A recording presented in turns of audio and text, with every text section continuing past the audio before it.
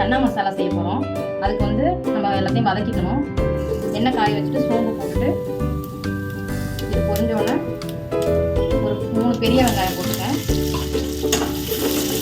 இதை வந்து நல்லா வதக்கிக்கணும்.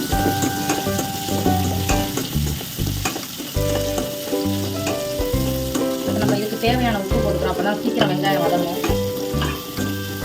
இது நம்ம வந்து சப்பாத்தி, பூரி, நீங்கள் சாதம் எதுக்கு எல்லாத்துக்குமே இது சாப்பிட்லாம். இது கூட நான் வந்து 2 பெரிய தக்காளி பழம் எடுத்துருக்கேன். இதோட போட்டு நல்லா வதக்கிக்கணும்.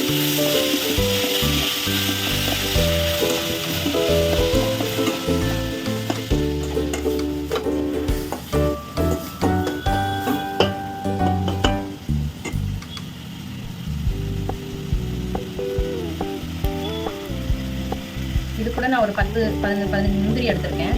இதையும் அது கூட போட்டு கொஞ்சம் நல்லா வதக்கிக்கணும்.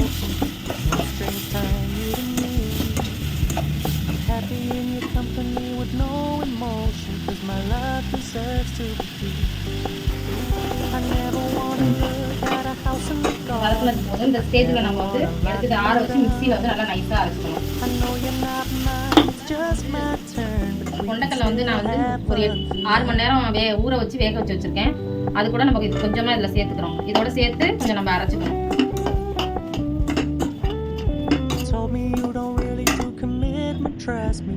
இப்போ இது கூட நல்லா நைஸாக அரைச்சிடணும்.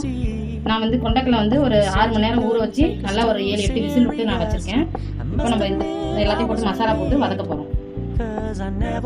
இப்போ இதில் ஒரு 4 ஸ்பூன் எண்ணெய் ஊற்றிருக்கேன். இது சிம்மிலே வச்சுக்கணும். இஞ்சி பூண்டு வந்து ஒரு 3 ஸ்பூன் இஞ்சி பூண்டு எடுத்துருக்கேன். இது மேலே வந்து தெரிக்கணும். நீங்கள் அதனால சிம்மிலே வச்சுட்டு இதை வந்து நல்லா எண்ணெயில் அந்த பச்சை வாடை போகிற அளவுக்கு நீங்கள் வதக்கிக்கங்க. நான் வந்து இதில் 2 ஸ்பூன் வந்து மிளகாத்தூள் எடுத்து வச்சுருக்கேன். 3 ஸ்பூன் வந்து மல்லித்தூள், 2 ஸ்பூன் கரம் மசாலா, 1/2 ஸ்பூன் மஞ்சத்தூள். இது வந்து சிம்மிலே வச்சுக்கோங்க, இல்லைன்னா மசாலா வந்து கருகிரும். அதனால இதை கொஞ்சம் எண்ணெயில் லைட்டாக அப்படி வந்து கொஞ்சம் நேரம் வதக்கி விடுங்க. இப்போ நம்ம இது கூட கருவேப்பிலை போட்டுக்கிறோம். இப்போ இதில் வந்து நம்ம கொஞ்சம் வந்து தண்ணி ஊற்றிக்கிறோம். அந்த மசாலா வந்து பச்சை வாசனை போகிறதுக்காண்டி இதில் கொஞ்சம் தண்ணியை ஊற்றி இதை நல்லா கொஞ்சம் கொதிக்க விடணும்.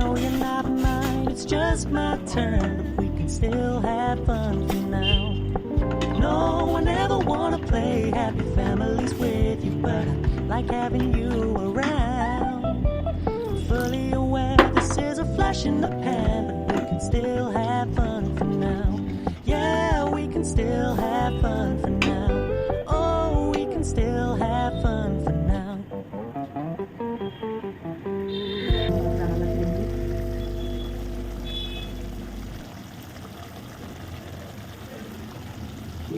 இந்த மாதிரி நம்ம கொதிக்க விடுறப்ப அந்த எண்ணெய் வந்து மேலே கொஞ்சம் நல்லா பிரிஞ்சு வரும். இப்போ வந்து நம்ம இது கூட நம்ம ஒரு அரைச்சி வச்சிருக்க அந்த மசாலா இதெல்லாம் வந்து இதில் போடுறோம்.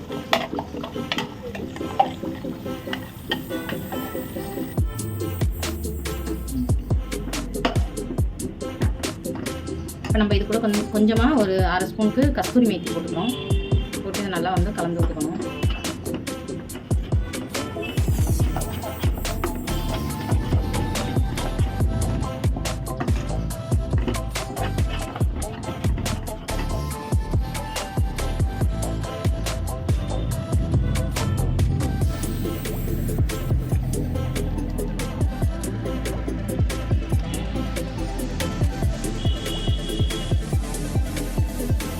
இந்த ஸ்டேஜில் நம்ம வேக வச்சு வச்சுருக்க அந்த கொண்டைக்கடலையில வந்து அந்த தண்ணியோடய நம்ம வந்து ஊற்றிக்கணும்.